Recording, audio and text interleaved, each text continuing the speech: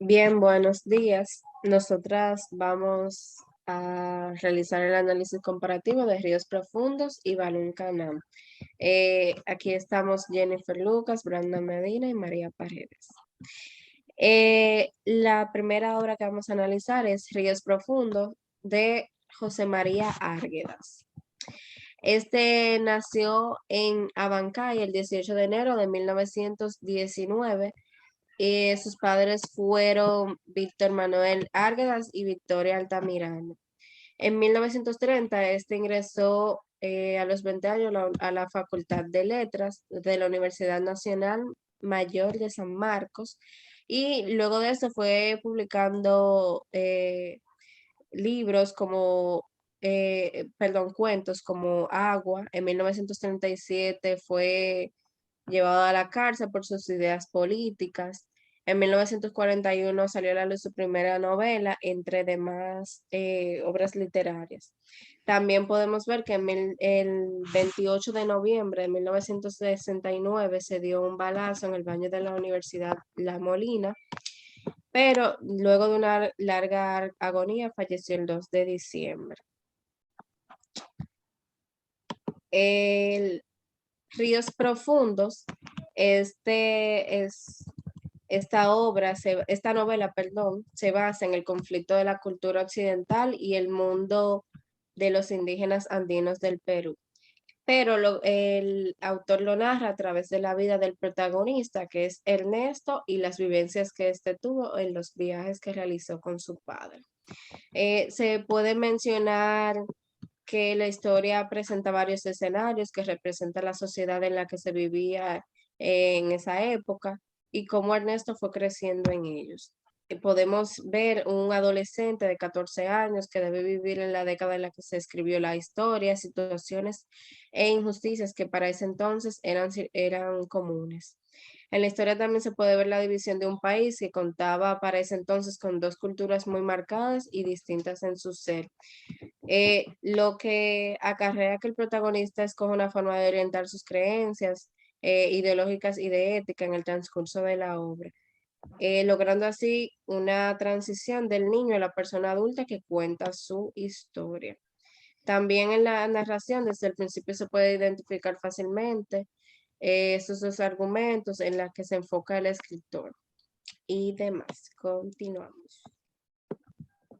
Bien, ahora yo les voy a hablar un poco sobre Rosario Castellano, que fue la autora de Balún Canón, que es la otra historia a la que vamos a analizar. Esta nació en la Ciudad de México el 25 de mayo de 1925 y murió en Israel el 7 de agosto de 1974. Recién nacida fue llevada a Comitán, Chiaspa, que ahí realizó sus estudios primarios y dos de secundaria. En 1950 se graduó de maestra en filosofía en la Universidad Nacional Autónoma de México. Rosario Castellanos fue perteneciente a la generación literaria de medio siglo. Fue una de las escritoras mexicanas más impactantes de la época al abordar y exponer mediante su narrativa la novela indigenista, presentando desde su propia experiencia e infancia vivida en Chiapas los obstáculos y dificultades a los que se enfrentaban los indígenas en los años 30, época en la que el racismo comenzaba ya a cansar al sirviente.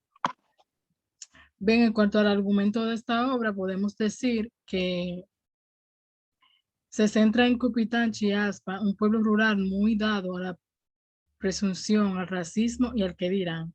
La historia cuenta cómo la vida de los argüellos, una familia terrateniente distinguida en la sociedad, pasa de ser una familia de prestigio a huir de su hacienda, luego de enfrentarse con sus sirvientes y perder poco a poco sus privilegios por las nuevas reformas impuestas por el gobierno. Copitán está dividido socialmente y a grandes rasgos por dos grupos: los pobres, quienes eran los trabajadores y obreros indígenas, y los ricos, quienes eran los hacendados. Desde el inicio de la novela se puede ver esta bifurcación social que nos permite distinguir los privilegios y las necesidades de cada una de las clases. Por un lado, los hacendados, que eran dueños de grandísimas hectáreas de tierra, contrataban indígenas para la mano de obra sin pagarle más que una comida y si acaso un techo donde dormir. Podían darse lujos y viajar y tenían acceso a la escuela, la cual era privada. Mientras tanto, el indígena no tenía casa propia, no tenía dinero y por ende no podía pagar una escuela, por lo que se veía obligado a no aprender a leer y quedarse a trabajar en la hacienda de su patrón hasta morir. Bien, ahora vamos a realizar un análisis literario sobre las distintas obras. Bien, en el análisis literario de Ríos Profundos podemos ver que esta fue escrita en prosa y pertenece al indigenismo. También que el tema principal es el conflicto entre el mundo indígena y el occidental. Y también vemos conflictos de violencia, racismo, sociales, el sistema dominante y opresivo de la educación. En la obra podemos presenciar dos narradores, que es el hombre adulto que remota su etapa de la niñez, o sea, que viene siendo la versión adulta del protagonista, que es Ernesto. El segundo que podemos ver es que aparece de forma esporádica en la novela y es el que se encarga de completar y mejorar la comprensión del lector respecto a los acontecimientos que se dan en la obra literaria. También podemos ver de Baluncanam que el tema principal de la obra aborda las consecuencias de la reforma agraria llevada a cabo durante el gobierno de Lázaro Cárdenas, que enuncia las características de un México del siglo XX, en el que el mayor problema social era la diferencia de clases entre campesinos, indígenas y hacendados. Bien, ahora yo le voy a hablar un poco sobre la representación del indígena en las distintas obras. Vamos a empezar con la obra Balún Caná. Lo que podemos evidenciar el racismo y los constantes abusos recibidos por parte de los patrones, quienes debían trabajar y servir arduamente sin una paga, solo por un plato de comida y en el mejor de los casos por un techo donde vivir. No tenían derecho a la educación y demás abuso. Esto llevó a la reforma agraria. Ahora bien, la representación del indígena en los ríos profundos de José María Algueda se puede ver como un fiel creyente de cosas misteriosas. Por ejemplo, vemos que llega una parte de la novela en donde el niño le está diciendo al padre que las piedras hablaban. Pero ¿cómo se supone que las piedras van a hablar? Pues es más bien como una costumbre que tenían de creer en esas cosas. Dígase ya por tradición hasta creer que era el Inca. Como vemos a continuación en el siguiente ejemplo que dicen, dan la impresión de moverse porque son desiguales, más las piedras de los campos. Es que los incas convertían en barrio la piedra, te lo dije muchas veces. El niño le contesta, papá, parece que caminan, que se revuelven y están inquietas.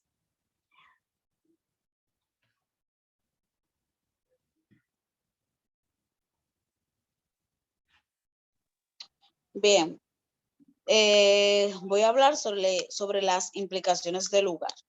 En la obra Ríos Profundos se da con el conflicto de la cultura occidental y el mundo de los indígenas andinos del Perú. El autor lo narra a través de la vida del protagonista Ernesto y las vivencias que tuvo con los viajes que realizó con su padre. En la obra Baluncanán se presenta con la reforma agraria que pretendía brindar a los indígenas las tierras que ellos trabajaban.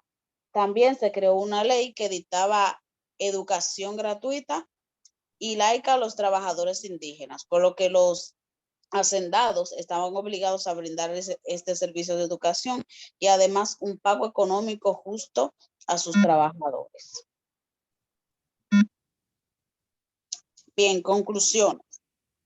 En Ríos Profundos, la novela goza de una gran calidad literaria y está constituida de 11 capítulos. Los personajes están bien diseñados y cada uno de ellos cumple el papel que le corresponde. El protagonista es el mismo autor de la obra y el narrador es el niño Ernesto. Las acciones se desarrollan en diferentes lugares de la Sierra del Sur de Perú, mostrándonos la belleza del Ande. En el aspecto formal, el autor tiene un buen dominio de las técnicas narrativas y así como también el manejo de los recursos literarios con los cuales logra escribir una buena novela. El mensaje que nos da la novela, Los ríos profundos, de José María Arguedas, es profundamente humano y nos pide que debemos revaloricemos y respetemos al hombre del Ande, que por siglos fue maltratado, humillado y explotado por las clases dominantes. Mezcló su realidad con la narración y simultáneamente creó un personaje que mostrara el entorno andino y occidental del periodo en el que se relató la historia. Este expresó las angustias y el carácter de estos sectores por medio de la vida de Ernesto. Con Balún Canán, esta novela nos aproxima a la vida, las costumbres y tradiciones del México pasado, desde un contexto histórico. Nos muestra cómo diferentes hechos y decisiones políticas van siendo causa de una transformación de conciencia de clase, conciencia moral, emancipación de grupos vulnerables, que en este caso eran los indígenas. Vemos aquí el grado de desigualdad social y cómo lo vivía cada persona. El indígena, el hacendado que de repente se encuentra en la miseria, cómo lo vive un infante y cómo lo vive un anciano. El grado de racismo parecía ser un acto natural, minimizar y desvalorizar el trabajo y la persona del sirviente. Era lo común y al que los niños aprendían a hacer también. Zoraida veía a sus sirvientes cual animales mal olientes, incluso diciendo que no valían ni 75 centavos. Esas actitudes, por muy retrógradas que suenen, siguen siendo en la actualidad un problema que no acaba. El racismo provoca desconfianza, odio. Es interesante observar cómo algo buscado y peleado en la revolución no se conformó ni se obtuvo hasta aproximadamente 26 años después. México carecía desde entonces de una cultura en valores. ¿Y qué tal estamos ahora? Finalmente, Balún Canán nos permite reflexionar también en el valor e impacto que tienen los movimientos sociales que despiertan emociones, conciencias, empatía, y son estos y la unión de quienes lo conforman lo que permiten el cambio generacional y la justicia social. Como dijo Napoleón Bonaparte, aquel que no conoce su historia está condenado a repetirla.